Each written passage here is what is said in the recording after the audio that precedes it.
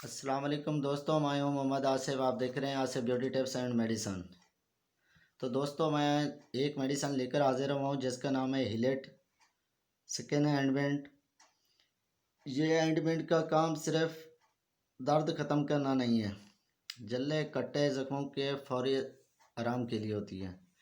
पुराने से पुराना जला हुआ ज़ख्म जो ख़त्म ना हो रहा हो तो उस पर लगाएं सुबह शाम, इंशाल्लाह स्किन ठीक हो जाएगी, बिल्कुल बंदा फिट हो जाएगा। ये कम अज़ कम 15 से 20 दिन या जितने तक वो ज़ख़म ठीक नहीं होता ये इस्तेमाल करनी है, और साथ ही कोई एंटीबायोटिक इस्तेमाल करना है। तो दोस्तों, ये पेन भी ख़त्म करती है साथ के साथ। ये 60 रुपए की क्रीम है, 10 ग्राम होती है। क्रीम की पैकिंग इस तरह की है, ये देखें, हिलेट क्रीम। तो दोस्तों, आपसे एक रिक्वेस्ट है, अगर मेरी वीडियो आपको पसंद आई हो